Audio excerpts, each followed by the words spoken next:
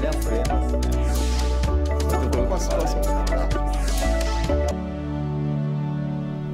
Olá, nós estamos iniciando mais um programa em Discussão com Vida e hoje nós estamos recebendo aqui no estúdio da TV Assembleia a professora, bióloga e também doutora em oceanografia, professora Silvia Maria Sartor, e também o professor Hélio Lopes dos Santos, que é consultor ambiental, já trabalhou na CETESB, no Ministério Público. Ele é um especialista nessa questão ambiental, em poluição aquática. Muito obrigado pela presença de vocês.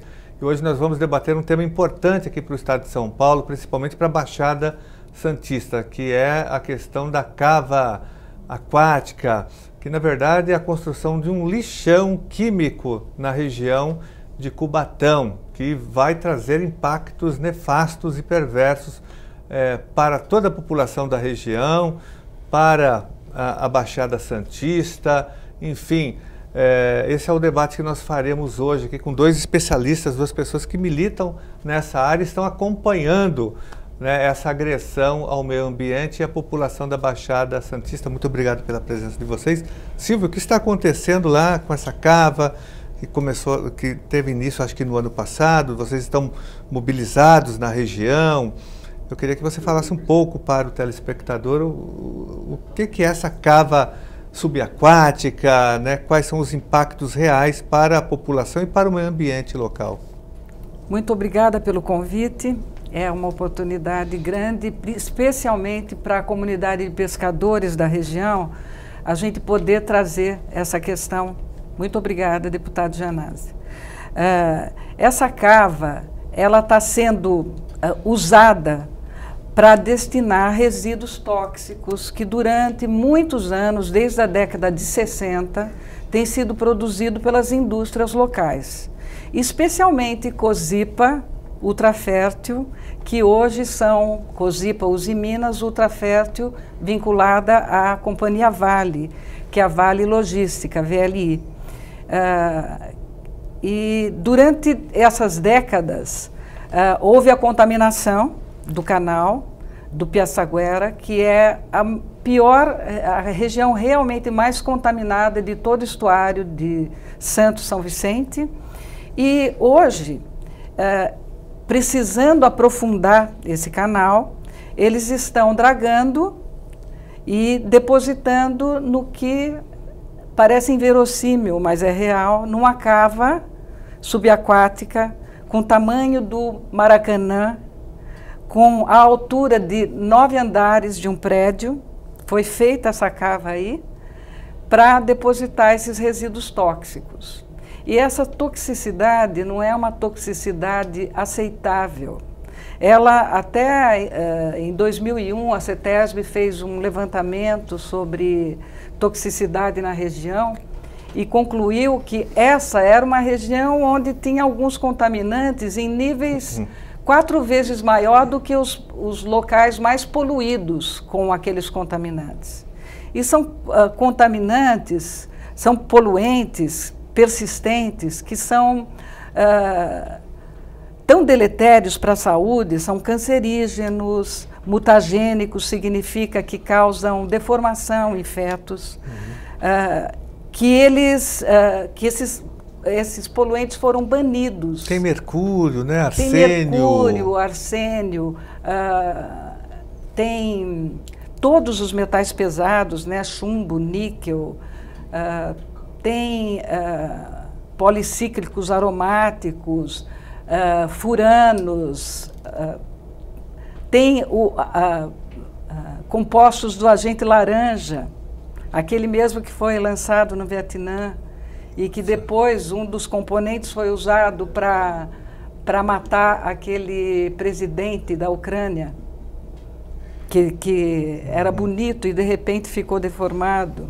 Então tem muita coisa terrível aí. E essa dragagem, ela está indo contra toda a legislação ambiental. Tudo que é exigido por norma, né, por lei, não está sendo cumprido. Então, causa espanto, porque antes de fazer desenvolver um empreendimento como esse, é necessário fazer um estudo de impacto ambiental. E nessa região foi feito um estudo de impacto ambiental na tentativa de fazer a dragagem. Em 2004 foi feito esse estudo. Em 2005 foi expedida uma licença da CETESB, mas não para cava. Era para um aprofundamento até 12 metros. E hoje está se fazendo até 15 metros. Ok? E essa licença, ela já venceu, né? 5 anos depois. Então, em 2010, ela já estava vencida. Então, não dá para entender como hoje estão fazendo esse tipo de coisa. E essa cava não constava nesses estudos. A indicação desses estudos era que esses sedimentos contaminados fossem destinados para áreas confinadas em terra, porque em terra se tem maior controle, né? Agora, na água, é muito difícil ter esse controle e monitoramento. Então, é um empreendimento que assusta, que piora a situação para os pescadores, que já tem, por exemplo, a Vila dos Pescadores, ela está instalada numa região ali muito próximo, desde 1960. E, como o próprio nome diz, muitos vivem da pesca. E a pesca dessa região está sendo muito comprometida por todas as questões de supressão de mangue. Essa região, por exemplo, onde estão instaladas essas indústrias, essa região já perdeu metade do manguezal. E manguezal e pesca tem tudo a ver, está interrelacionado, porque o manguezal é o berçário da pesca. Não só para essa região, mas para toda, inclusive a zona costeira, para tudo. Então, é isso. Eu acho que a gente pode passar para o professor Hélio, que tem muito para falar. Eu queria perguntar já inicialmente, Hélio, você que conhece profundamente a região, mas onde que está o poder público, aí os órgãos de fiscalização, a CETESB, o Ministério Público, o estadual, o federal, há autorização para a construção desse, falo de lixão subaquático? Bom, primeiramente, obrigado pelo convite, né? Agradeço a oportunidade. Na realidade, isso já tem uma série de irregularidades. Como colocou a doutora Silvia aqui, em 2005 foi concedida pela CETESB a licença prévia. Então, após ser concedida essa licença prévia, você tem 5 anos para poder requerer a licença de instalação e começar o seu empreendimento, né? E isso só veio ser feito em 2016, que foi concedida a licença de instalação. Portanto, aí já estaria totalmente, o rito da licença totalmente prejudicado, né? Mas esse processo, na realidade, ele começa lá em 2005, com a licença e o estudo do EARIMA para a implantação do terminal da Ultrafértil. Então, todo o estudo foi feito para o terminal da Ultrafértil. E, num primeiro momento, a dragagem do berço de atracação desse terminal, ele foi disposto de forma adequada dentro, em terra, em geobags, dentro do empreendimento da Ultrafértil, da VLI Ultrafértil. A partir de um determinado momento, é que se pensou em fazer a dragagem do canal e o aprofundamento. Por quê? Porque a empresa vislumbrou a possibilidade de entrar com navios de maior calado e, portanto, precisava aprofundar esse canal de navegação. Só que esse canal de navegação, ele demonstra o pretérito da contaminação, ou seja, ele remonta a uma época que foi da década de 60 até a década de 80, 84, 85, quando se iniciou o plano de controle ambiental da CETESB em Cubatão. Então, naquela época que se iniciou esse plano ambiental, não existia, por exemplo, sistema de tratamento de efluentes que tivesse eficiência. Então nós tivemos um período aí de 20, 30 anos lançando efluentes líquidos sem tratamento e dispondo no sedimento esses poluentes que acabaram de ser dito aqui, como os metais de alto peso molecular, que são os metais pesados, como cádmio, chumbo, arsênio, enfim, né? Os organoclorados, que são as dioxinas e furanos, que são aqueles que estão presentes no agente laranja, né, que são mutagênicos, teratogênicos, carcinogênicos, né? E também os hidrocarbonetos aromáticos policíclicos, que são o que mais se encontra nesse local. É a assinatura da Companhia Siderúrgica Paulista, que hoje é a atual Usiminas. Os hidrocarbonetos aromáticos policíclicos, eles são produzidos na sua totalidade na unidade de coqueria da Cosipa. Então, se você tirar uma amostra do fundo desse estuário, você vai ver uma lama semelhante a um mousse de chocolate e com odor de creosoto, creolina, quem conhece, né? Que é característico desse hidrocarboneto aromático policíclico. Então, diante desse cenário, o que acontece? A empresa se viu numa situação difícil, porque a resolução CONAMA 454, ela não permite, por exemplo, a disposição desse material que está acima do nível 2, até um nível 1 de contaminação. Ela permite a disposição em alto mar, sem problema nenhum. Então, no nível 2, ela exige a disposição adequada ou um tratamento. O correto aí seria tratar. Porém, o que está em jogo aí é a questão econômica. Ao invés de se fazer um tratamento adequado, se optou por um processo de menor custo, que é fazer um buraco através de uma dragagem. Essa cava ela tem 25 metros de profundidade por 300 metros de extensão, aonde se pretende não, já se está colocando parte desse sedimento que foi dragado. Agora, veja, esse sedimento, quando você se depara com um ecossistema contaminado, esse ecossistema ele é contaminado na sua totalidade. Independente da cava ou não, ele está contaminado. O mangue é contaminado, o sedimento está contaminado, toda aquela bacia de evolução ela está contaminada. Só que ela está contaminada da seguinte forma: lá no fundo, a 14 metros, 15 metros de profundidade, você tem uma poluição com uma alta concentração de poluente, porque é o passado e uma fotografia de uma época onde não se tinha tratamento.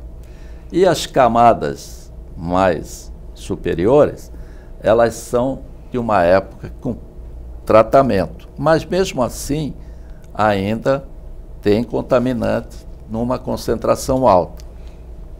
O que a empresa alega? Que foi a própria CETESB que exigiu, aí começa toda essa confusão, que exigiu que ela retirasse esse material e dispusesse de forma adequada. Ora, quando eu tenho uma área que está contaminada, não se mexe. Porque quando você faz uma intervenção mecânica, química, o que for, aquilo solubiliza e entra na cadeia alimentar, cujo último elo dessa cadeia alimentar é o ser humano. Exato. E, portanto, aqueles pescadores ribeirinhos, aquela comunidade ribeirinha, que faz daquela pescaria a sua subsistência, é aquela que vai estar mais afetada e sujeita a ter uma doença, por estar consumindo peixe, marisco, ostras, contendo uma quantidade de poluente extremamente alta. Então, eu não tendo como a CETESB faz uma exigência nesse sentido. Segundo, quando eu aprofundo, eu não vou eliminar poluição, porque aquela poluição que está no mangue não vai descer para dentro do estuário. Então eu vou ficar eternamente tendo um grau de poluição ali presente. Mas causa surpresa essa afirmação de que a CETESB exigiu. Seria muito interessante a CETESB exigir bem no momento que as empresas precisam, desejam aprofundar para o seu benefício, para colocar navios de maior calado e aumentar seus lucros e aumentar seu negócio. Exatamente. Então, eu coloquei aqui que causa espécie essa atitude de ter feito uma exigência técnica que, na realidade, eles precisariam realmente aprofundar o canal. Ora, se tem que aprofundar o canal, não vamos ficar com essa ilusão de que não vai ter problema. Nós vamos aprofundar o canal, o progresso necessita disso, só que nós vamos ter que ter o quê? Um tratamento adequado. Esse seria a solução, ou melhor, a exigência correta que a CETESB deveria ter feito à época. Agora, além disso, veja, tem um outro detalhe. A licença, ela, além de ultrapassar aquele período que exigiria novos estudos, audiências públicas, enfim, com a consulta, se a população gostaria ou não de ter essa cava aí, né? Você tem um detalhe. Essa área que nós estamos vendo aqui é uma área que, dentro do próprio zoneamento ecológico econômico, feito pela própria Secretaria de Meio Ambiente do Estado, tem essa área como a última área de expansão portuária. E a única para Cubatão. Exato. Vão fazer a expansão do lado de Santos, né, e pôr o resíduo de Santos em Cubatão. E pôr o resíduo em Cubatão. E aí inviabilizou um projeto de um terminal que iria dar aí em torno de 1.000 empregos ou mais aí direto. Né? Em Cubatão? Em Cubatão. Segundo, a empresa não tem autorização do uso do espelho d'água, que é uma autorização do SPU. É isso, inclusive, que tem dado problema e a briga judicial e que a cava está parada hoje. Que é a Secretaria do Patrimônio da União. A SPU. É a área da União, isso. É uma área de uso e bem comum do povo. Então o povo vai aí, pesca, enfim. Na medida em que eu coloco uma cava dentro de uma área da União, eu estou violando o direito do próximo, duplamente. Não, sem dúvida. Daquele que vai construir, do empresário e do próprio povo. Agora, CETESB, veja, tem que ver isso. Quando eu trabalhei na CETESB 25 anos, eu fui gerente de Cubatão. Nenhum empreendimento é dado, concedido, sem antes eu ter toda a documentação. A primeira dela, inclusive, é a usucapião do solo do local. Você é obrigado a entregar na CETESB se você é dono do terreno ou não, senão você vai construir no terreno dos outros. Né? Então, tudo isso foi, digamos assim, atropelado nesse processo de licenciamento, o que tem dado toda essa polêmica, enfim, toda essa briga judicial. E hoje o próprio Ministério Federal entrou ajuizou a ação, tem ação através de ONGs, né? Tem ação possessória, por exemplo, o dono dessa ilha que está aí do lado, que pretendia construir o seu terminal marítimo, né? Quando ele acordou no dia seguinte, tinha um buraco na frente da ilha dele, onde se colocará o resíduo. Eu pergunto, como é que amanhã você vai construir um porto, vai estaquear em cima de uma área contaminada? Então, veja só como fica difícil para o órgão ambiental explicar todas essas passagens que ocorreram aí na fase de licenciamento. Ô Silvio, eu te pergunto, se você que acompanha muito lá a Vila dos Pescadores, você tem uma comunidade que vive da pesca, mas quais os impactos para essa comunidade? A comunidade está ciente disso? Ela tem consciência da gravidade da situação? Essa comunidade não foi envolvida como deveria ter sido. Ela não fez o debate, não teve audiência pública na região? De forma alguma, não teve. Inclusive, a primeira audiência que nós fizemos lá na Vila dos Pescadores, eu pessoalmente perguntei, alguém aqui, que pelo que vejo são os interessados na questão, foi consultado com relação a esse empreendimento? Ninguém foi consultado. E mesmo agora, quando é exigido que exista uma interlocução, né, das empresas com as comunidades de pesca, eles estão fazendo algumas reuniões com comunidade de pesca da ponta da praia, que é o extremo oposto dessa região. Eles não levaram ao conhecimento da Vila dos Pescadores e dos pescadores daquela área o que estaria acontecendo, dos riscos que corriam, não sinalizaram a área como era compromisso, não avisaram nada. Então foi uma liderança da comunidade, a dona Marli, que me pediu apoio. Professora, isso está certo? E foi aí que eu soube, né? Porque em 2004 eu havia acompanhado um pouco dessa tentativa da dragagem dessa região, mas jamais se falava nessa ocasião em cava subaquática, se falava em confinamento em terra. E para os pescadores, você imagina, né? Eles já são vítimas de acidentes que ocorrem sem que se possa prevenir, como foi o incêndio da Ultracargo em 2015, teve um outro incêndio da Copersucar anteriormente, e assim acidentes ocorrem com alta mortandade de peixes.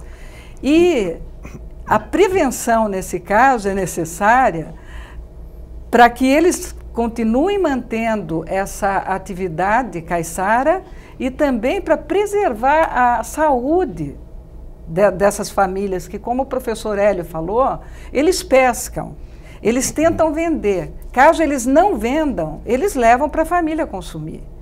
E nesse consumo, o que acontece é que esses poluentes, muitas vezes em níveis, nem vou falar não elevados, porque nesse lugar está tudo muito elevado, os poluentes.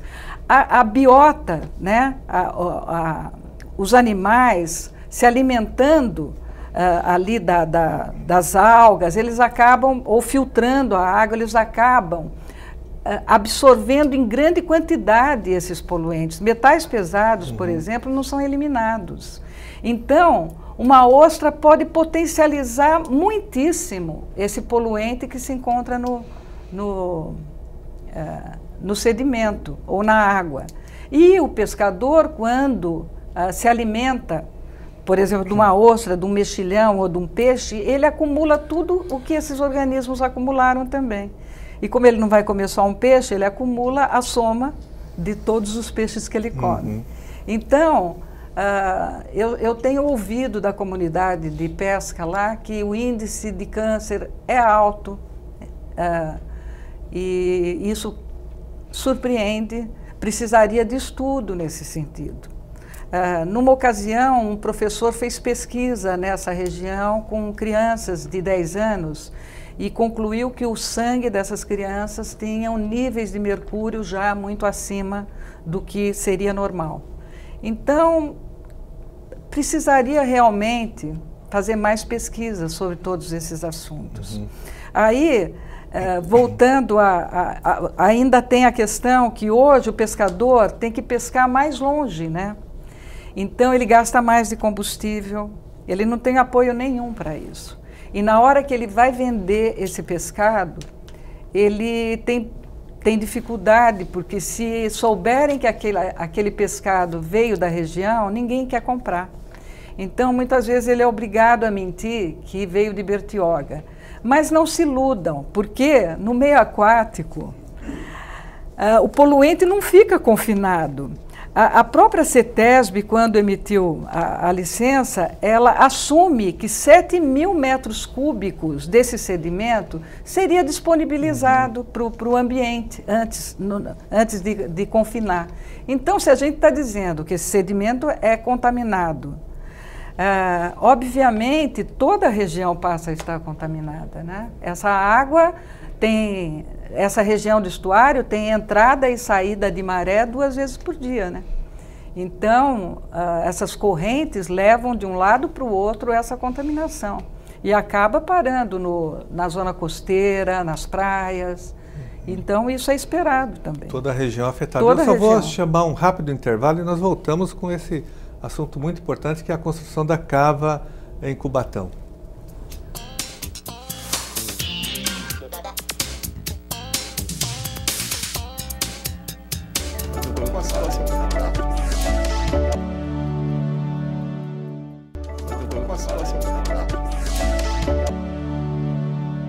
Estamos de volta com o programa Em Discussão com Vida, discutindo hoje aqui a cava que está sendo construída no município de Cubatão, que na verdade é um lixão químico aquático.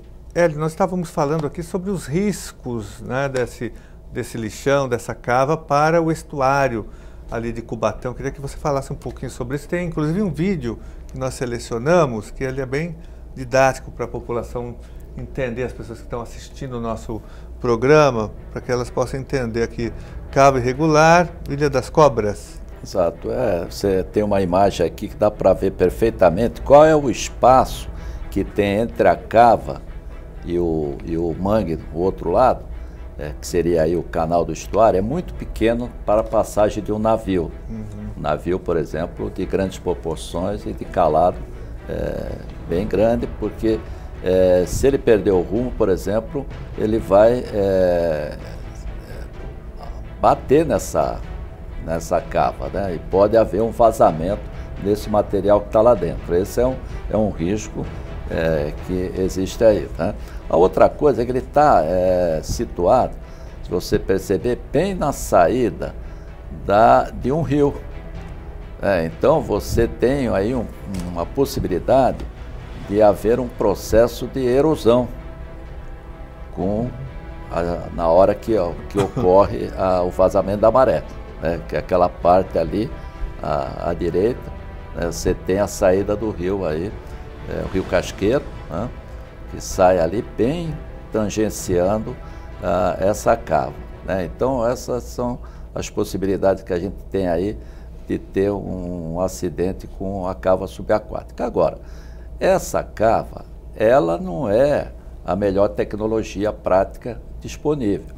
E a CETESB, sempre como uma companhia de controle ambiental, né, ela sempre optou, desde 1980, quando teve, em 83, que teve o Programa de Controle Ambiental de Cubatão, ela sempre exigiu a melhor tecnologia prática disponível.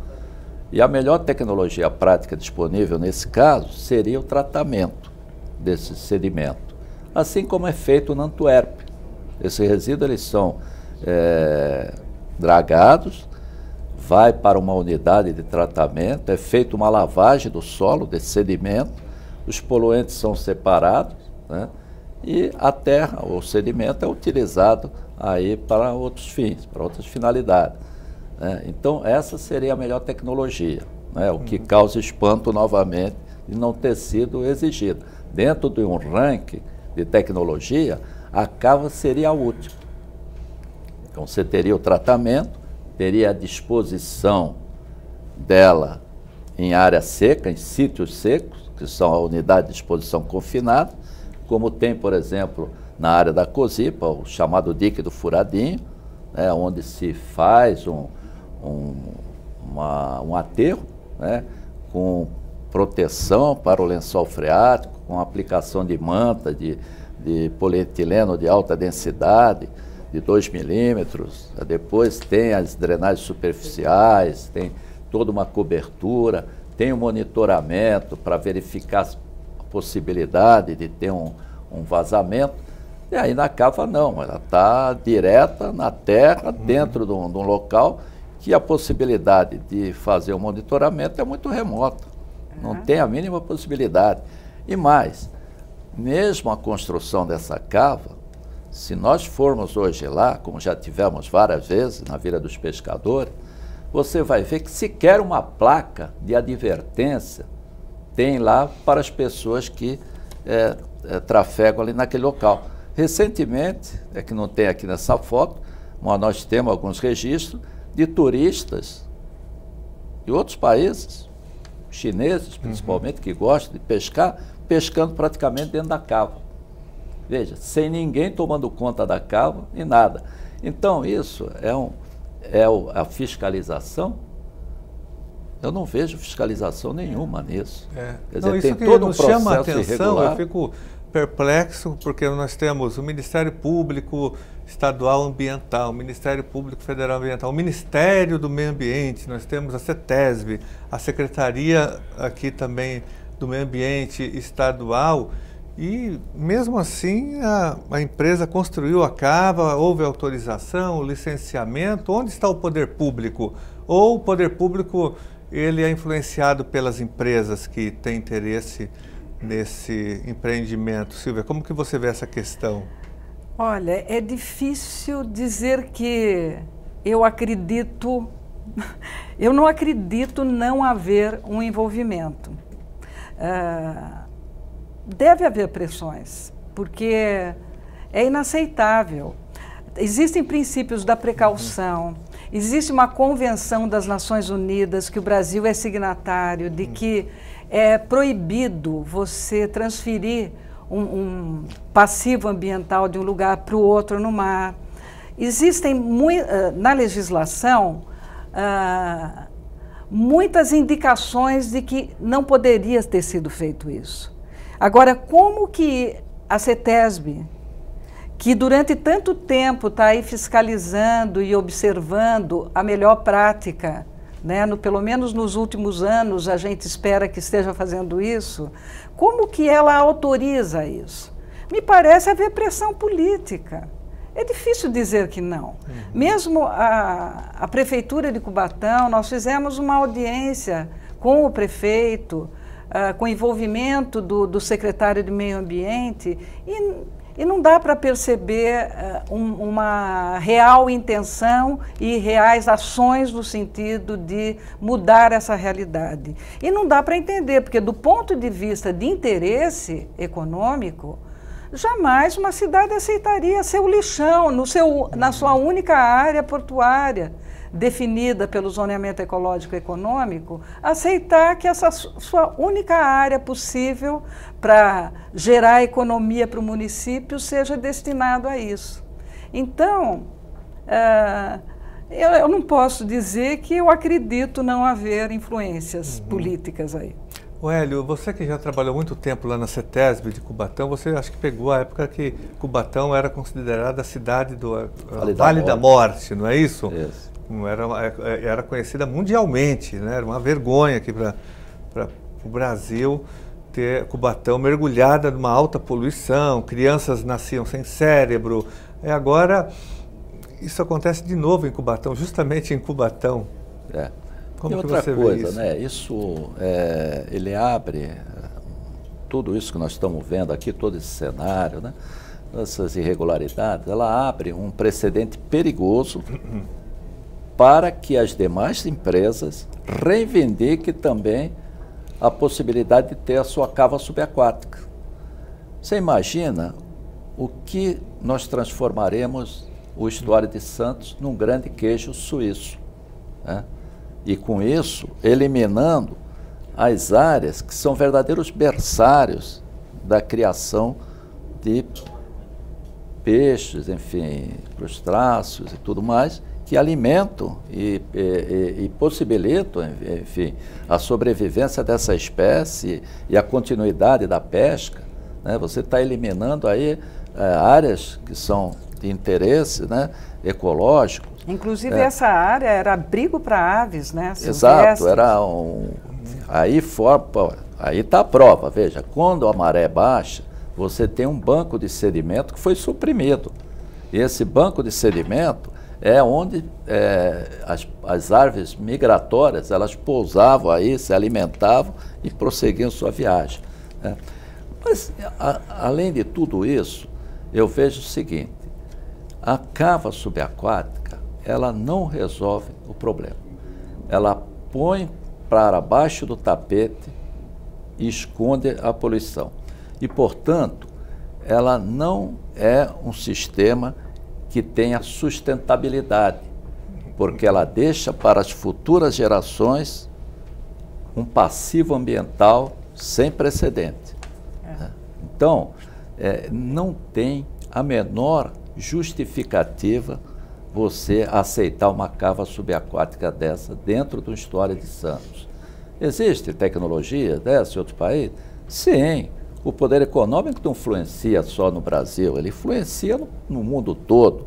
A EPA, por exemplo, que muitas vezes defende determinados processos, ela também, por exemplo, é responsável pela questão do fracking que vem ocorrendo lá e que hoje as cidades americanas estão vazando gás por tudo quanto é lado, com a anuência do órgão ambiental americano, né?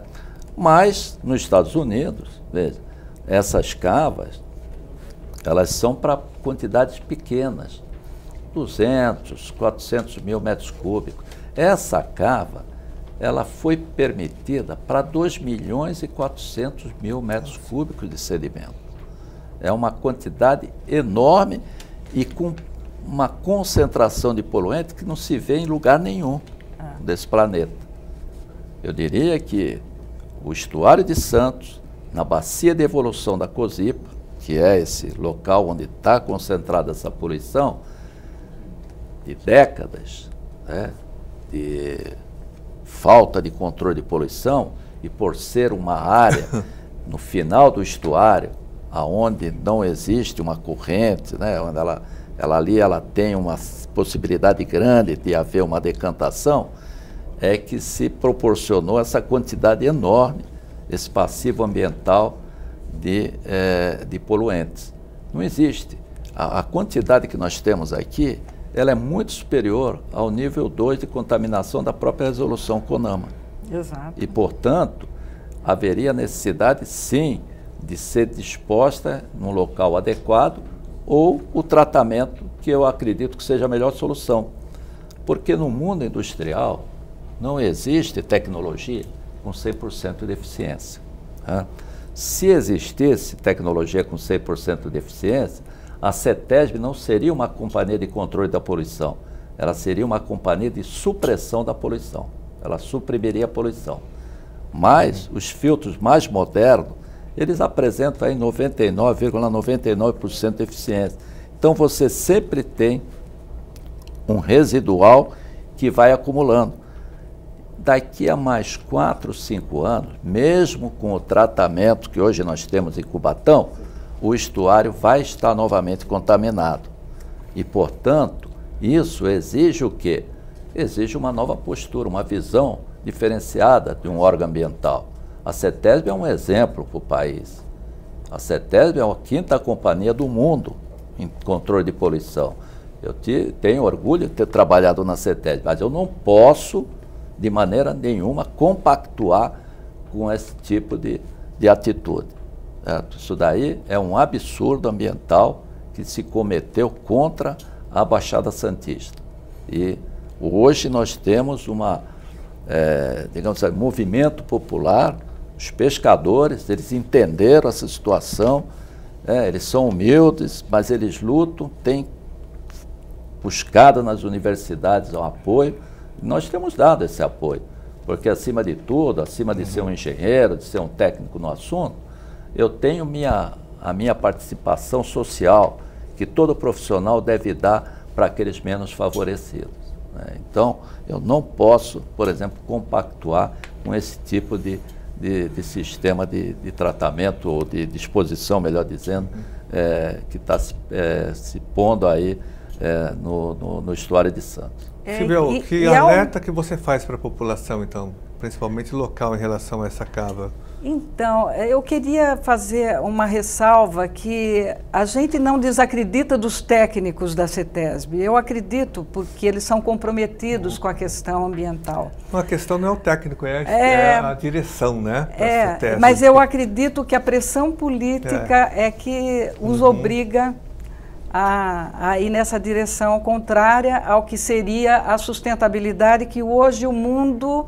a gente ouve, por exemplo, que na Europa hoje se faz desengenharia, que é abrir antigos empreendimentos para recuperar áreas que foram antropizadas, né? Porque a gente está vivendo num mundo onde a questão ambiental exige uma atenção maior, né? A gente está esgotando todos os recursos. Então, realmente não faz sentido, podendo fazer bem esse tratamento, realizar dessa forma. E eu acredito que essa forma só está sendo feita assim porque significa economia para a empresa. Mas é a empresa que é rica, não os pescadores. Então, a gente esperaria que a empresa fizesse a coisa certa, para que os pescadores consigam manter um mínimo do seu ganha-pão. O que eu recomendo para a população é que se engaje nos movimentos e lute contra a continuidade disso. Porque eu acho que é hora de todos nós agirmos, né, no sentido de perceber onde estão os problemas e exigirmos os cuidados devidos, que se siga no mínimo a legislação. Então, nós vemos comparativamente, por exemplo, olha só, não teve o EIA-RIMA que foi feito lá há 15 anos atrás ou mais, né? Ele tratava da profundidade até 12 metros. Veja que a CODESP, quando quis aprofundar o porto, ela foi obrigada a fazer um EIA-RIMA muito criterioso e fazer audiência pública em todas as cidades. Ela aprofundou de 13 para 15 metros. E certamente esse aprofundamento do porto organizado, né, que é administrado pela CODESP, esse aprofundamento interferiu na hidrodinâmica, inclusive, dessa região. Então, não poderia jamais usar um estudo de impacto ambiental realizado há tanto tempo. Muita coisa aí mudou, né? Precisaria ter sido feito novamente e discutido com a comunidade. Então, eu acho que a minha recomendação é essa. A gente está terminando já? Nós vamos já partir para o encerramento. Tá. Eu quero primeiro agradecer vocês e parabenizar vocês pelo engajamento e por vocês colocarem todo o conhecimento científico, conhecimento técnico que vocês têm, a experiência, a bagagem, toda a trajetória de vocês a serviço da causa ambiental, da população, por estarem engajados nesse movimento. É muito importante, porque vocês dão uma sustentação científica para a luta da população, né? E dizer que aqui na Assembleia Legislativa nós faremos, né, nos próximos dias uma audiência pública, que será realizada nos próximos dias, e nós estamos também acionando aqui duas comissões, a Comissão de Direitos Humanos e a Comissão do Meio Ambiente, Defesa do Meio Ambiente, para que providências sejam tomadas, porque a Assembleia Legislativa tem que tomar providências também. Ela é um poder que tem que fiscalizar, né, o Poder Executivo, tem que fiscalizar a CETESB, ela dialoga com o Ministério Público, ela pode ter iniciativas também no sentido de provocar novamente o Ministério Público Federal, o Estadual, o Ministério do Meio Ambiente. Então nós tomaremos providências. A vinda de vocês aqui é muito importante porque ela ajuda nisso, ela dá sustentação, argumentação, fundamentos para que nós possamos exigir, não só da Assembleia Legislativa, mas sobretudo dos outros órgãos que alguma intervenção seja feita aí. Nós não podemos deixar que isso aconteça em Cubatão, que vai ser a destruição ambiental e das pessoas que vivem, principalmente na região. Um verdadeiro crime ecológico está sendo cometido, né, e nada está sendo feito nesse sentido pelo poder público. Então, agradeço muito a participação de vocês no programa. Foi uma participação muito pedagógica e didática para a população entender o que está acontecendo em Cubatão com essa tentativa, a implantação de um lixo aquático numa região muito importante para o estado de São Paulo. Muito obrigado pela presença de vocês. Quero agradecer. Nós é que agradecemos. Obrigado. E eu me sinto na obrigação de prestar esse serviço para a sociedade, porque eu estudei em universidade pública, na USP, e eu preciso retribuir de alguma forma. Então, é o meu papel. Tá a aqui. população agradece, viu? Silvia e Hélio.